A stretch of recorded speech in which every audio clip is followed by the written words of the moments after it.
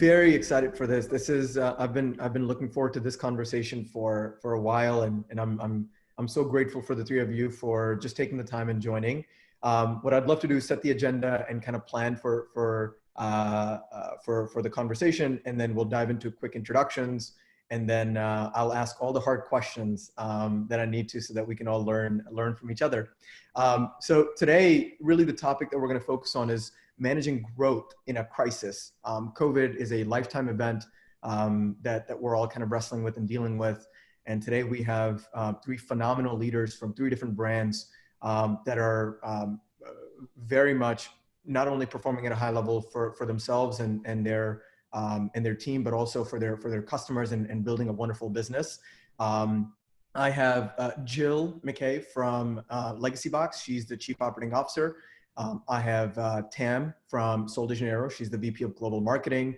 And I have Jenna from Apparel. She's the co-owner and runs everything from marketing to ops. And I'm so excited to have all three of you. Jenna, I'd love to start with you with a quick introduction on you, your background in FreeFly. We'll then go to Tam and then Jill, and then we'll dive into the agenda. Yeah, sure. So in terms of FreeFly, for those of you that don't know, we're a family-owned business. We specialize in outdoor apparel for men and women, and really our focus is sustainable materials. So it's all about simple, great fitting styles with performance benefits through the material. So looking at sun protection, moisture wicking capabilities, and really the idea is to keep people super comfortable and cool when they're outdoors or on the water doing the things that they love. Awesome. So my background, I have been, FreeFly is roughly 9 years old. We are based in Charleston, South Carolina, and this has definitely been a labor of love. Before then, I was at the Nike headquarters out in Portland, Oregon for about 8 years. And most of my time there was in e-commerce and product creation, product marketing. Awesome. Thank you, Jenna. Tam. Hey. So I'm at Sol de Janeiro. It's a body care brand founded in Brazil, now in New York City, but really still inspired by the joy and expressiveness of Brazilian culture. My background, I was at Tata Harper Skincare, which is a small indie skincare brand growing rapidly for a few years, running their e-com and marketing. And before that, I was at 7th Generation for 4 years, running their integrated marketing. So kind of a CPG beauty background, taking it to the next level with Sol de Janeiro. Awesome. Thank you. Jill. Yeah. Hey, everyone. So I'm Jill, and I work at Legacybox. For those of you guys that don't know, Legacybox is a way for you to digitally preserve your past. So we take all of those old, aging formats like home movies, film reels, camcorder tape, slides, anything that you or maybe your parents have tucked away in their attic or closet, just collecting dust, and we convert it into DVD or digital so that you can enjoy it for years to come. And we are the largest digitizer of home movies, and to date we've served almost 1 million customers, which is really crazy but humbling for me. My personal background, I actually started at an ad agency as a designer. Really loved design thinking and getting in the mindset of our customers, and then decided to pivot, go get my MBA, and then made the transition more into like the marketing creative space. So now, as Vicky mentioned, I'm the Chief Operating Officer over here at Legacybox. I oversee our marketing, design, development, customer service, and our human resources departments. That's amazing. Awesome. Thank you for sharing. Really what we were going to try to capture today is, what was going through your mind when COVID hit. We're going to dive into what's top of mind now that we're 2.5 months or so into this thing, and then transition more into the future of retail, future of e-commerce. You're welcome to focus on the category that you're operating in, or just broadly speaking, what your POV is. I'm also just very, very curious to learn from you today on how you are forecasting the business, given the dynamic nature of COVID, and also just managing a remote team. And I know that each of you are supreme leaders, but how are you bringing that same level of energy internally to your company and to your teams? So let's get started. Jill, first question is really, when COVID hit, like what was going through your mind, and how did you immediately react to the reality that we were all facing? Yeah, no, that's a great question. I think for us, we really pride ourselves on being dynamic.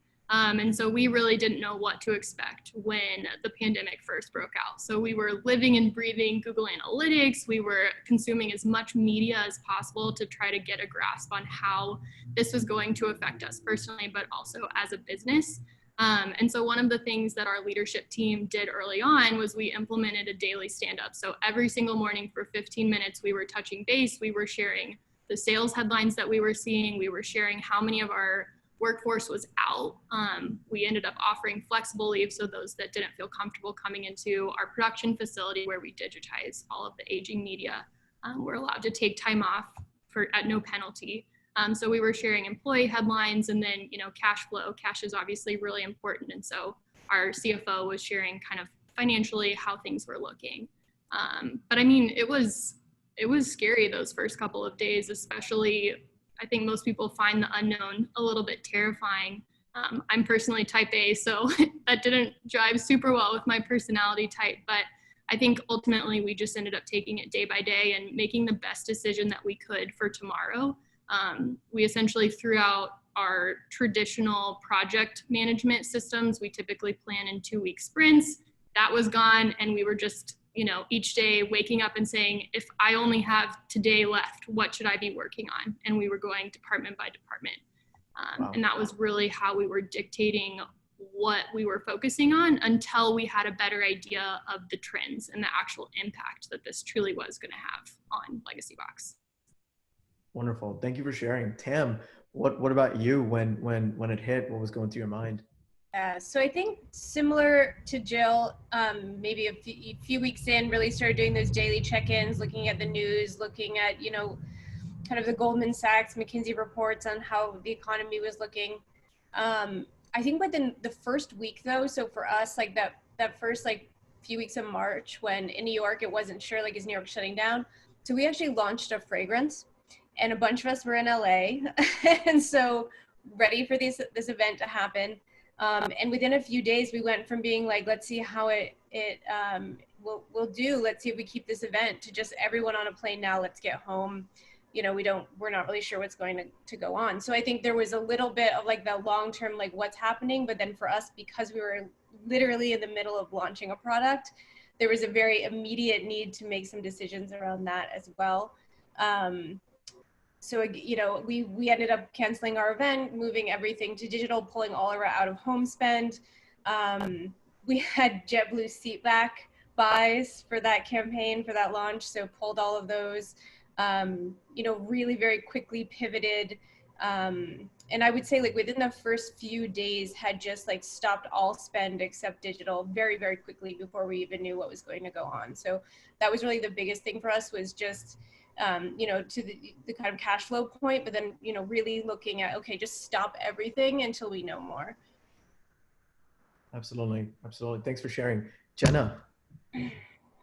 Yes. So I think for us, I guess just to back up a little bit and go back to what Jill said, for us, like we have kind of a motto around the only thing constant is change. And I think that is applicable pre-COVID when you're running a DTC company and you just have to be super nimble and adaptable. But definitely with COVID, like just, you know, putting our heads down and from a business standpoint, really working through what work from home looks like for our employees, and, you know, reforecasting both sides of the business. We have a wholesale arm as well. And then scenario planning around length of closure. You know, that was another big thing as it relates to cash flow and inventory. And then more on the brand side of things, unfortunately, our seasonal theme for spring 20 was around travel. So we immediately went into action and worked with a lot of our partners to say, okay, what makes sense for messaging for us? Because obviously we don't want to continue with this travel messaging. So we were able to shift pretty quickly thanks to, you know, a great staff and kind of reworking some of the advertising messages as well as email, and really scrubbing through every channel. Yeah, absolutely. You know, it's funny. And thank you for sharing, all three of you. When COVID hit, like literally, it was like 9 p.m. I was actually in Boca. This is like second week of March, and the first thing I see is like an NBA player has coronavirus, and then like 15 minutes later, another NBA player has it. And I'm like, okay. And then like 15 minutes later, Tom Hanks, and then the NBA season gets canceled, and I'm like, what is going on? So I call my wife, and she's like, can you just come like tonight? I was like, hold on, like I understand, I'm coming tomorrow morning, but it was just like one thing after another, and in that moment, you're just like, is this real? Like, is this like a week long kind of pause? Is this like a month long? But there's just so much uncertainty. But I appreciate you all sharing that. I think that's really it's important for us to make sure that the only constant that's going to happen in our business is change. Let's talk about today. We're almost 2.5 months into this thing. A lot has gone on. We're all, for the most part, working remotely and managing our remote respective businesses. All three of you are doing well and have figured out a way to crack the code. Talk to us a little bit about how you're doing today and what you're thinking about. We'll start with you, Jenna. Yeah, sure. So for us, specific to messaging, I think that we gave it a lot of thought, and what we saw from a lot of our competitors was they immediately shifted to like, here, buy this, you can wear it working from home. And, you know, we're an outdoor brand, and we just felt like that doesn't feel right for our customer, and we want to be authentic, and we're not just trying to drive sales. So we kind of took a step back and said, you know, what does make sense? And we wanted to position ourselves as like, hey, if you can get outside, like that's great for your health. Disconnect from media, disconnect from your phone, disconnect from digital. And so we really shifted our messaging in that capacity. And then the other thing we did is we took a little bit of a calculated risk, and we didn't pull back on our advertising efforts like a lot of other brands did. You know, we strategically decided to push in paid social. We pushed in podcast, and you know, what's kind of been a blessing in disguise is people are on their phones, and people are listening to podcasts because they're at home and they don't have as much to do. And so we really were seeing positive results across the board, almost from the get-go. I mean, I joked with our finance manager, I think I reforecasted April like 4 times. But we've seen really, really nice results. And I think that, you know, taking some of those risks really paid off for us. Yeah, absolutely. Tam, talk to us a little bit about kind of where your headspace is at right now. Yeah, so similarly, you know, definitely changed our messaging very, very quickly, had a lot more value to our customers, more like community building more than anything. People come to us because like the scent and the color and the textures like just give them joy, and so we really just kept focusing back on that joy, and we got just great responses there. You know, I think the biggest thing on my mind right now is if you think of this cohort for us, it's actually bigger than our Q4 2019 holiday cohort. So really looking at retaining them, how can we meet their expectations moving forward? You know, that's a big thing on my mind, and something, Fahim, you and I have talked about a lot. And like Jenna, we didn't really slow down. We slowed down obviously on out of home and airplane advertising. But for digital, we're really pushing into that. But what we're looking at now is like that audience arbitrage to build audiences outside of our like standard in-market beauty audiences. We're buying into travel, we're buying into different areas where it is a little cheaper. We're doing a lot of rapid test and learning with our creative while the costs are still pretty low for us, so that like we're ready to go with really efficient creative and audiences once those media costs go back up, which, you know, honestly, we're starting to see that a little bit already. And the other thing on my mind a lot is just like capitalizing on the behaviors that are likely to change for our customers. And in beauty, one of the things we're seeing is like that bulk buy, that automatic replenishment buying. People are coming to monobrands versus the multi-brand retailers. So just how are we like really paying attention to the behaviors that are changing for our consumers right now? Absolutely.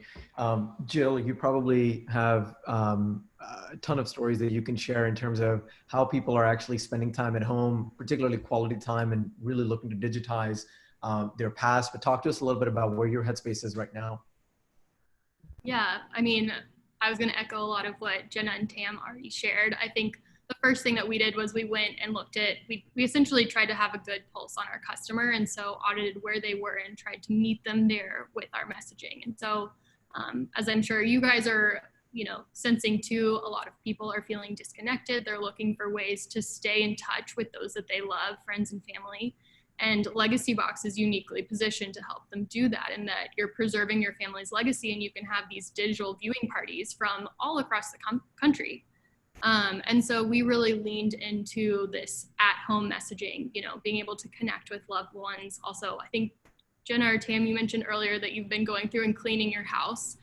Yes. So that's a consistent behavior with our customers too. And they're, like me, stress cleaning all their closets and finding these bins and boxes of old home movies and photos that they don't know what to do with. And so we're really trying to meet them where they're at and make sure that our creative kind of leans into those themes. And that's really served us well over the last several weeks.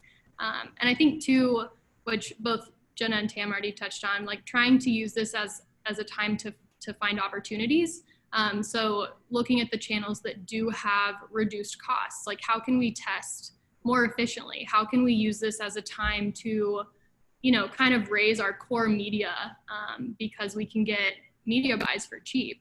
And that's really served us well too. I think that our hope is to emerge from this stronger by being really smart, because we are seeing an increase in traffic and buying behaviors. So, what are we learning right now? How are we ensuring that we're going to walk away from this with really clear insights that we can use through the end of this year, if not, for the rest of the company's lifetime?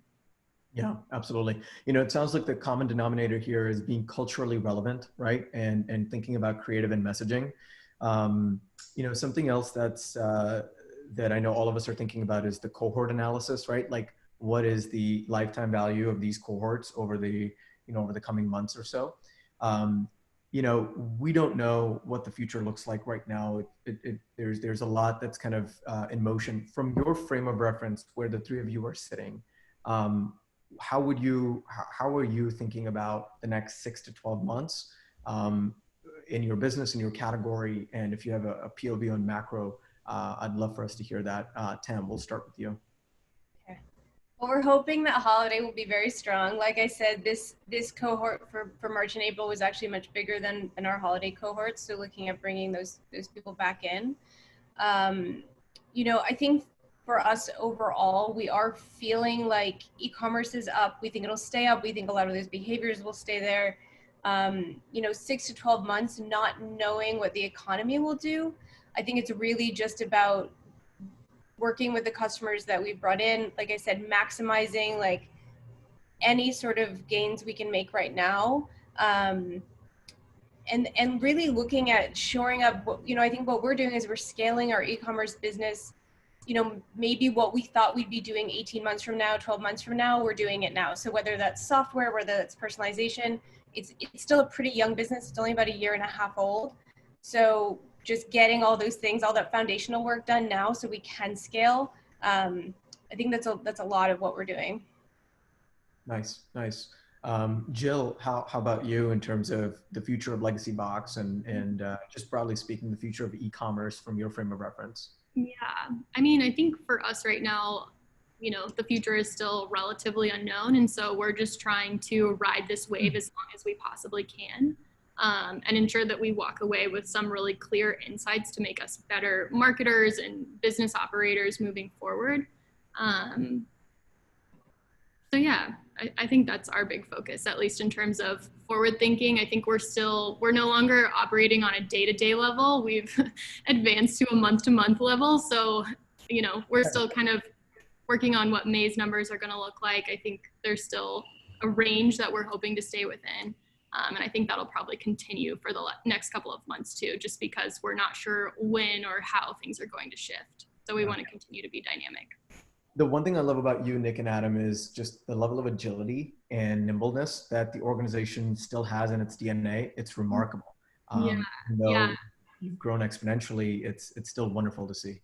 Yeah, I think, that's really like who we are as a company, like to our core.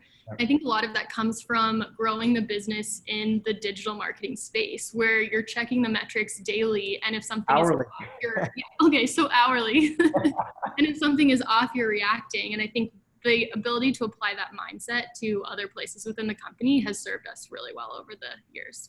Absolutely. Absolutely. Jenna, how about you? Yeah, so we're in an interesting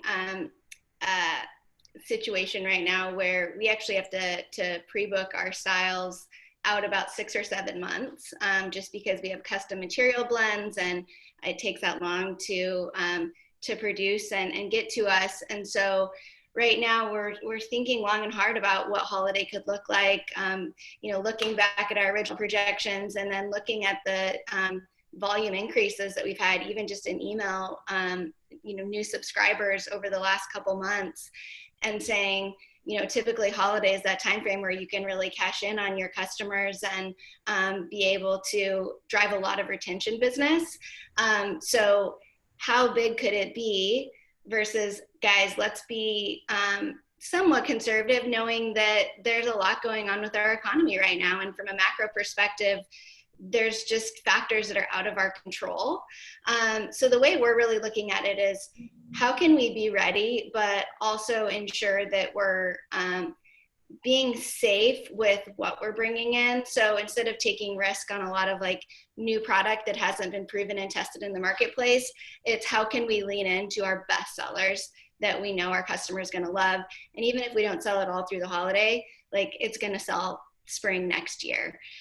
So just trying to weigh out a few different scenarios there, but I think we've landed in a pretty good place as we look, 6, 12 months out. Yeah, absolutely. Look, I mean, I think what's really interesting is, e-commerce is projected to be almost 30% of all US retail sales this year. Last year, I think it was like 13%. And so early projections are saying that US retail is on track to do $4.8 trillion or some large number, which is almost a 20% compression from last year, right? So we're going backwards, not forward. But e-commerce has taken a step function in the right direction, and I think all 4 of us agree that it's likely here to stay, as the infrastructure for retail has to be completely reassessed, even outside of the quarantine period. Something that's been very much top of mind for me is all of us very casually use the word DTC, right? Direct to consumer. I think, and I know from a lot of the conversations that I'm having, is DTC is not a strategy anymore, right? It is a distribution methodology. The one thing the 3 of you do really well is focus intensely on the customer and building a journey around that customer, which lends itself into more brand building conversations and not just performance marketing. So talk to us a little bit about how the 3 of you are thinking about brand building in the midst of COVID, that it's more than just a transaction, that it's a relationship that you're building with your customers for today and tomorrow. So talk to us a little bit about that. Jill, why don't we start with you and then we'll go to Tam and Jenna. Yeah. So it's interesting, actually. Our 2 founders, Nick and Adam, one of the last departments that they ever delegated was customer service, because that truly is how we built the business in the early days. We had a really good pulse on how they were feeling, how they were reacting to our product, what features maybe we'd missed that we needed to explore. And so I think that mindset still is present today. And it's something that was really important, especially with the pandemic outbreak. So our customer service team is currently working from home, but they're part of those, regular weekly check-ins where we're talking about inbound volume. We're trying to get a sense of, how are our ticket topics changing? Like, what are people asking about? Are those trends different than they were last week? Do we need to preempt any of those questions? Do we need to talk about, coronavirus and how it's impacting our production facility? Even down to monitoring the comments on our Facebook ads. And that's honestly informed a lot of our marketing messaging. Oftentimes, our best marketing ideas actually come from the customer and things that they're sharing with us in reviews, through our customer service team. And we're like, wow, that's a really great nugget. Like, how can we turn that into a campaign or, an email or a Facebook ad? And I think that's been more important now. And as I said, we've been trying to be really dynamic. And part of that is like rapidly testing and getting those nuggets from our customers as quickly as possible so that we can continue optimizing how we're communicating with them right now. Absolutely. Absolutely. Thanks for sharing, Tam. Very similar in that we're always listening to the consumer. We definitely on the brand side, our consumer engagement is huge. Our events used to be huge, so we're looking at bringing a lot of the mentality of the events, more of that two-way conversation to social. We just started on TikTok. It's a very kind of party brand in a way, so really bringing that energy to people. And we just constantly hear like, even a fragrance, they'll say like, oh, I bought your perfume and I feel like I'm on the beach. And so it's really transporting people. The business itself, we did have this idea of travel, and like travel and seasonality was a huge part of our business and part of our brand story. Obviously that can't happen in real life. So we're bringing that really virtually now. And we're getting a great response from the consumer and from our community. I would say the other thing we're doing that's kind of straddles the D2C and brand side of things is really trying to get the product out into people's hands as much as possible. So how do we make them experience it, whether it's, through kind of really rich content with influencers where they're like showing it. We're actually just kicked off a sales ambassador program where we're having people do more like video selling for us. So they're experiencing the product and walking people through the product, why they love it, which is, it will eventually be part of our customer care strategy. Right now we're working with influencers. So really just that sense of like, how do we bring the kind of all five senses that you can experience of the brand when you pick up the product, how do we bring that to a virtual world? So that's something we're really thinking about now. That's awesome. Jenna. Yeah, so a couple things on our end.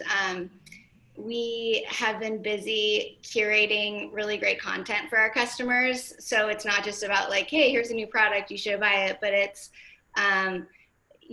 Free Flight, we look at it as a lifestyle. So like our brand team has been doing, Instagram stories with ambassadors teaching you how to cast a fly and, doing email roundups of interesting articles that we found. So trying to just lean into the human side and the authentic side.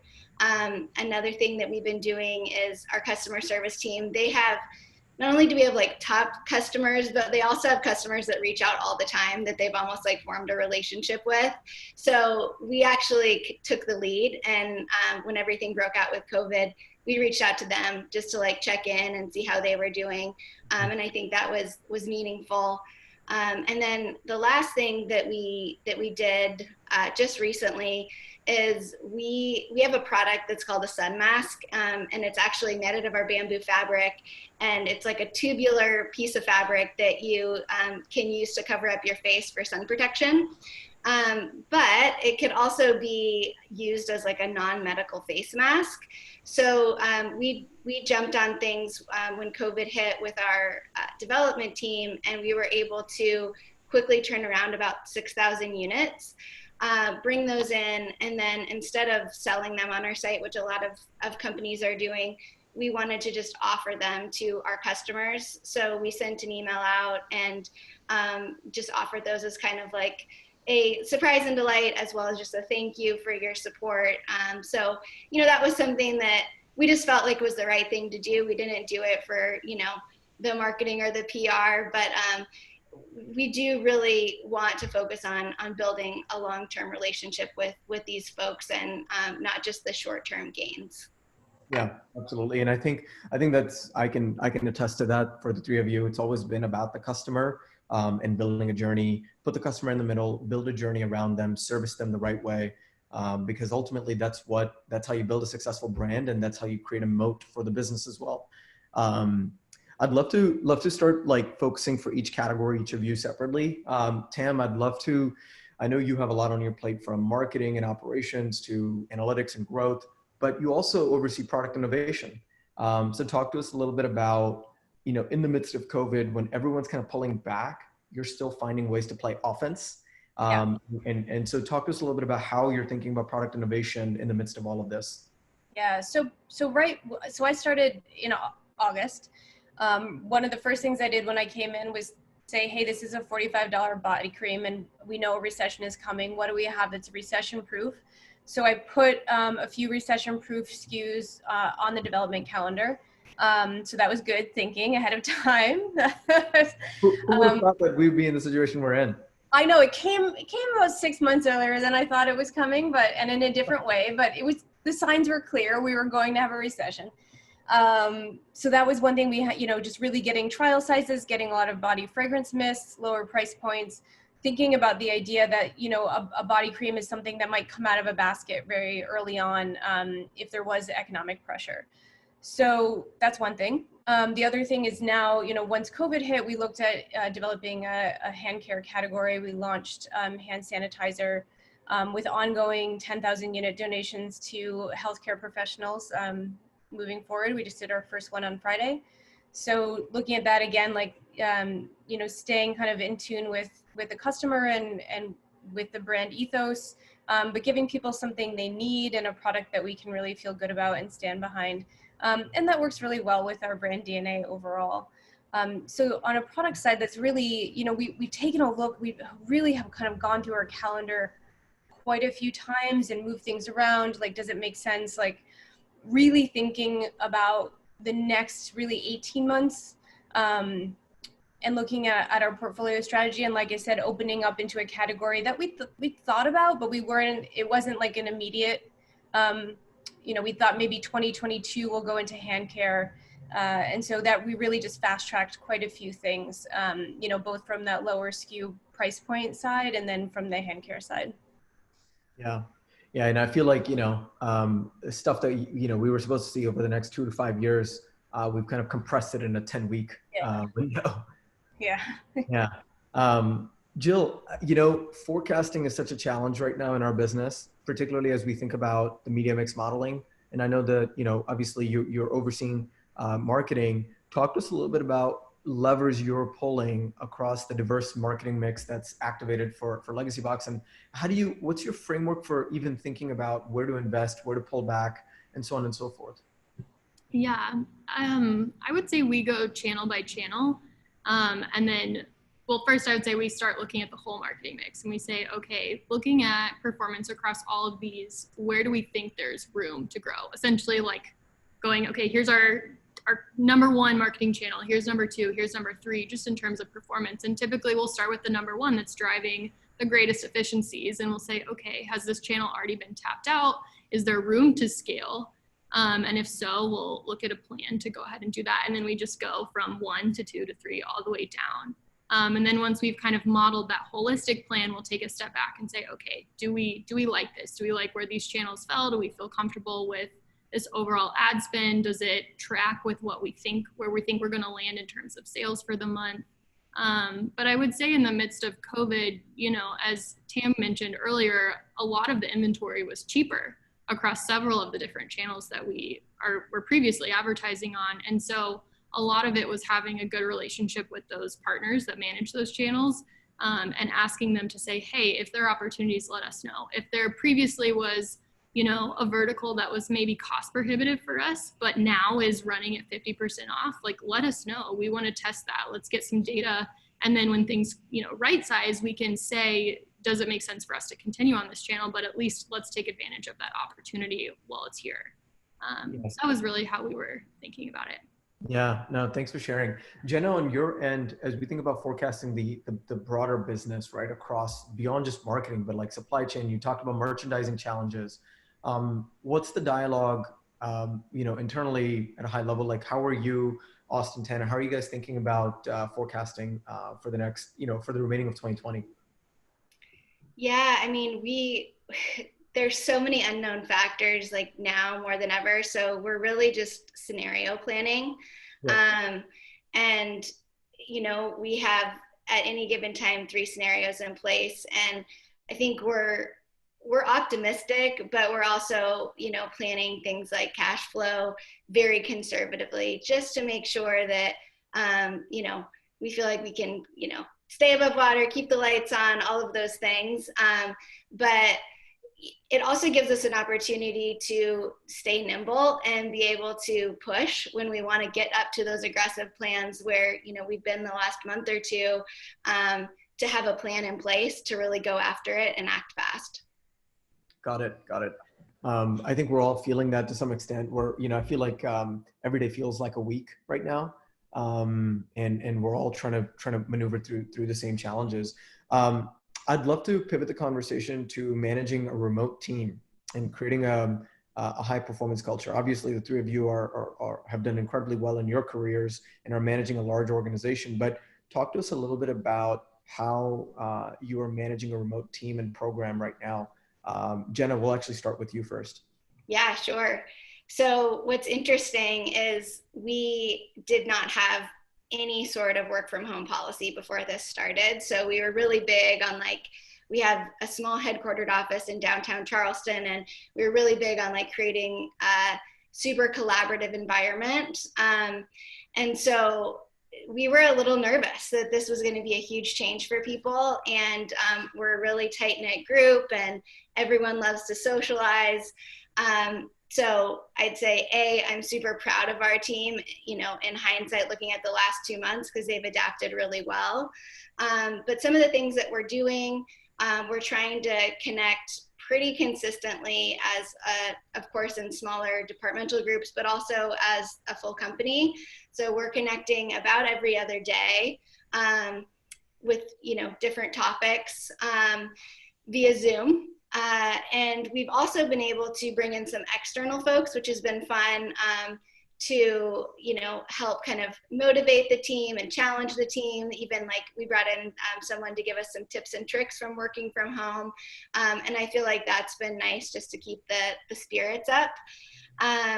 We're also doing things like, rewarding employees who've gone the extra mile and sending them an Uber Eats gift card. We did I think the week before last, we did a drive-through happy hour. So there's a restaurant nearby that has this awesome drink called a Game Changer, and they just reopened. And so we did a drive-through happy hour where we got a half gallon for everyone on our staff, and we had them drive through and pick it up. So we're just trying to keep it fun, and honestly, we don't have all the answers, and we're adapting. And I think just being honest with our staff that we're all doing the best we can, and we appreciate you being nimble. And we just can't take ourselves too seriously through this whole process. But we're gonna get through it together, and we want to keep you guys updated on where we're at from a business standpoint, because there's definitely a little bit of fear of, I still have my job, what's going to happen. And so visibility has been more important than ever. Yeah, absolutely. Over communicating, make sure that the team feels aligned and on the same path. Tam, how about you? Some similar things. I have not gotten buckets of alcohol for anyone yet, but yeah, get on it. I know. We're all pretty spread out. Maybe some gift certificates. We did do just a team mental health day. We just said today's, Friday's off, no one work. Obviously didn't go toward their PTO. So we did that a few weeks ago, and people really appreciated that. One thing I am doing with some folks who are struggling a little bit more is just say, look, you redefine what would make you successful in this environment. Don't do what you think I want. Don't do what you think is the right thing to do as a professional. You really take a day, don't take it as time off, and think about how can I be successful with the situation that we're in. And it's really helped. So I think this idea of everyone else is fine, why can't I just be working the way everyone else is working? Some people just don't work like this. They're extreme extroverts, or they need that interaction to really do their best work. So I think just giving them the empowerment to break down their concepts of what success is. It's look, no one knows how to do anything here. Let's be real. This is a whole new situation. You don't have to do what you think someone is expecting of you. Come back and tell me what will make you happy. And I think that's really helping a lot. That's awesome. I love hearing that. And when you say, how does that conversation go though? Do they come back with kind of feedback points that they want to bring to life? Like, talk to us a little bit about that. Yeah, so far, I mean, like so far, that was actually where one of the ideas of doing like virtual events, because that was something that was really missing, was that like one-to-one interaction with our customers. You know, different hours, just like I just can't work these hours. I need to work different hours. That's been one thing. But yeah, I think overall it just lets people think like to ask for things they wouldn't have thought of asking for. But you know, in our perspective, like we just want people to be happy and productive, and that can take shape in a lot of different ways. Oh, I love that. And everyone operates differently. So creating a safe space for them to first go through that exercise, share the feedback, and then obviously for the leadership team to activate that is wonderful. Jill, what about you guys? Yeah. So one of our values is building relationships. And I think for us, that's really been put to the test with everyone working from home, because similar to Free Fly, we didn't have much of a remote staff prior to the pandemic. We were kind of trying our hand at it at the beginning of the year as a way to broaden our talent pool. So we had 3 to 4 employees that were working remotely before all of this started. And I think for me personally, working remote has been great because it's allowed me to empathize with our remote staff. And so I think for us, over communicating has been really critical. So we've tried lots of different things. They've definitely been awkward the first couple times, like virtual coffees, virtual happy hours. We did a virtual lunch and learn with the team last week. I think just giving people the opportunity to join those events if they, you know, want to see a smiling face or want to connect with their coworkers, but ultimately like being flexible and empathizing with them, because everyone's, you know, home is different. Everyone's work from home situation is different, whether you've got like kids running around in the background or, you know, if your significant other is there and you're kind of sharing the space. And so I think a lot of it has been keeping a good pulse on how they're doing and, you know, collaborating and brainstorming if something does feel off and saying, hey, have you tried this? Have you tried this? This is working for me. And just being open to sharing not only what's working for me personally, but encouraging others to share what new habits are working well for them so that we can all learn from each other. Yeah.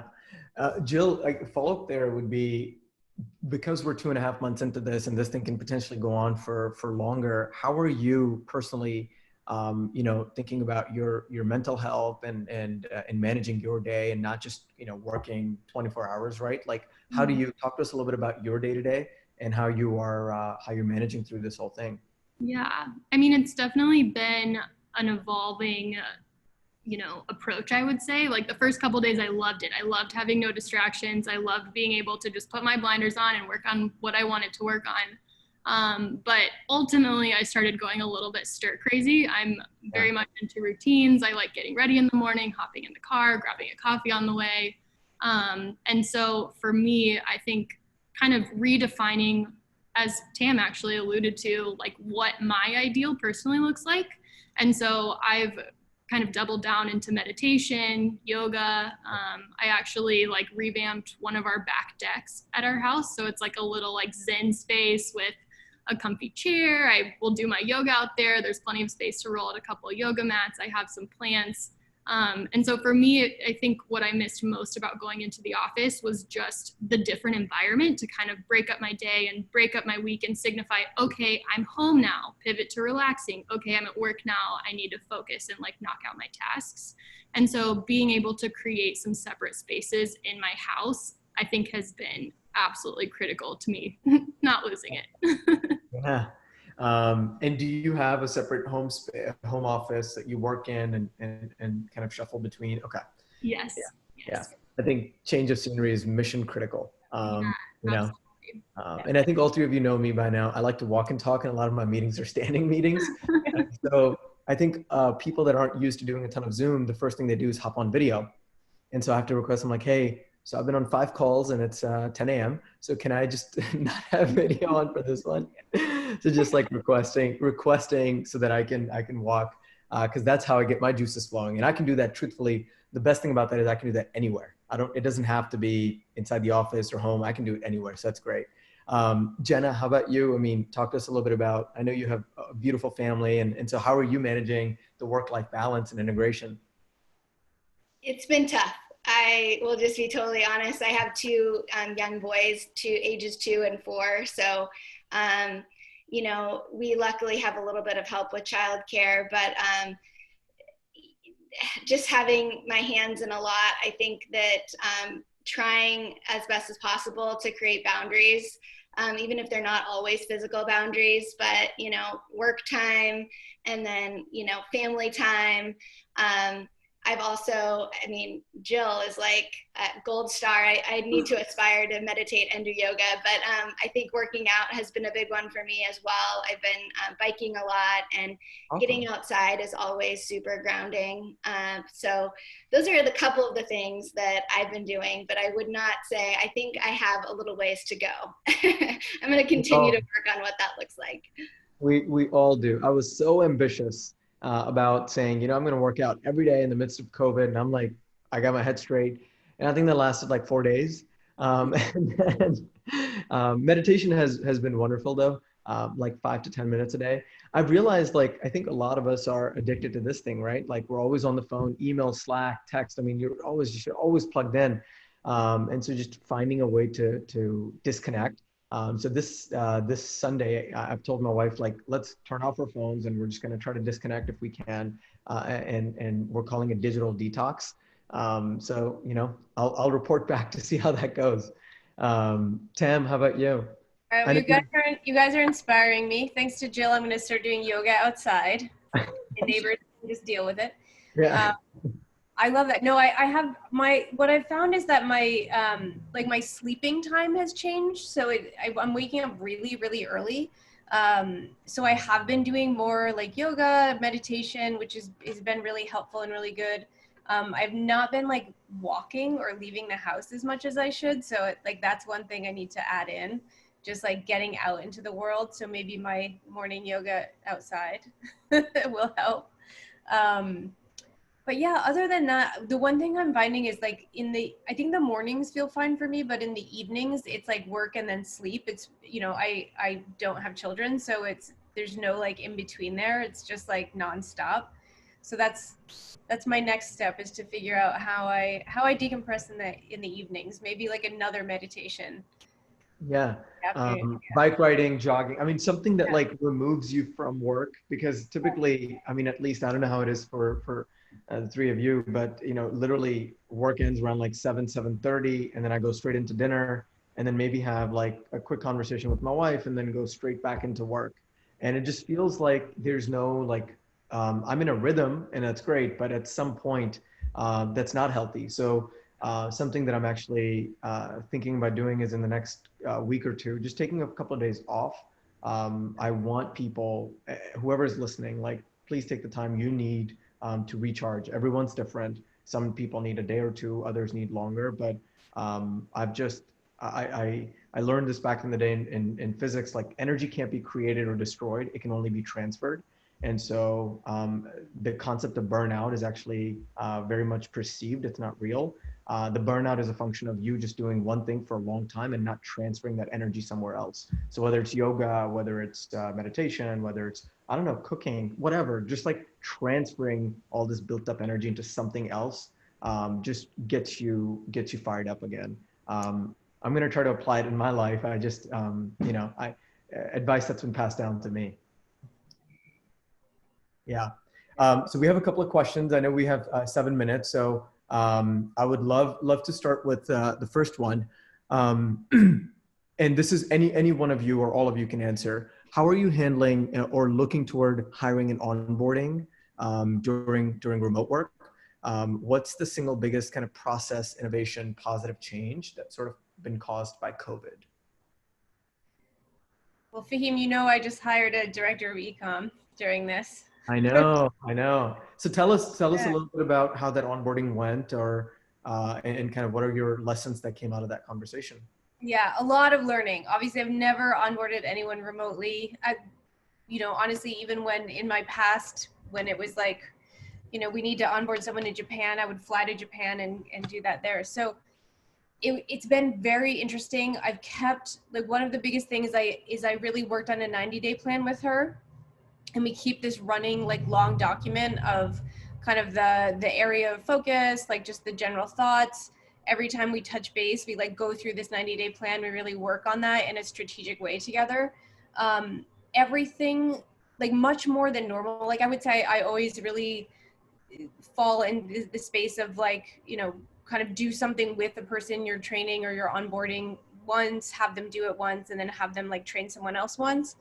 But that's become even more important. So like she really understands the business, but making sure that like I'm not just like throwing something her way like 4 weeks in or 3 weeks in where it's like, hey, can you do XYZ? It's like, this is what I'd like to see. Let's do it together like the first time. And then really just making sure that I'm much more hands-on than I would maybe be with a director, like if we were just in person, just to make sure that like everything is very clear. And I'm definitely getting on calls and like Slack screen share where you can like circle things and like write things on the screen far more, because I think there is a lot of room when someone doesn't know you in person and they don't know like the nuances of like your voice or your Slack text. Like I think it's very, very difficult to like get that rapport going as much as you would in person. So it's been a lot of like kind of over explaining as much as I can and like making sure I get on a phone call or like backing things up. So Yeah, no, the Slack thing is so perfect. I think I messaged someone and they just said K, and I said, "Is that did I say something wrong?" Yeah. So no, I completely hear you. Jill and Jenna, I'd love to hear from you as well on that topic. Sure. Yeah, I'm happy to jump in. I think that I actually love hearing your advice, Tam, because we have 2 jobs posted right now, and we're trying to work through what onboarding looks like via Zoom. And where we're really leaning is we have to have our SOPs in place, and we have to have everything documented. We can't lean on, you know, the stop by the desk and, you know, have a wayward conversation, because that just doesn't happen as much these days. And things can get lost in Slack or even in email. So we're trying to create a lot of structure. And then on the flip side, figure out how we can get them involved and meeting the team in more of an organic way, as organic as Zoom can be. That's wonderful. Jill, Jenna, are you still doing one-on-ones on a weekly basis, or what's sort of your one-on-one format right now? I am, yeah. I feel like it's almost more important to be doing them now. And I have been checking in with my team weekly on my direct reports. And the focus that we've had is really the first 10 minutes are like, hey, how are you doing?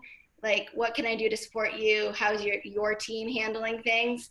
And then we jump into the business to-dos, but we put a lot more focus on just those like personal check-ins. Yeah, absolutely. Jill? Yeah, I mean, I think Jenna and Tam hit it all on the head. So I'm just going to echo what they've already shared, but definitely having a really structured onboarding plan. We similarly also hired an e-commerce director, and she started the beginning of April. So it's been interesting onboarding her remotely.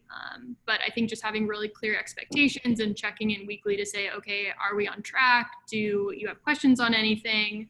I think for us, the video conferencing apps have been so helpful. I honestly don't know how we would do this without them. So she's going to be, but all of our e-commerce channel managers obviously are going to roll up to her. And so that was one of the reasons why we started a weekly marketing coffee. So it's just 30 minutes where we just chit chat, catch up on life.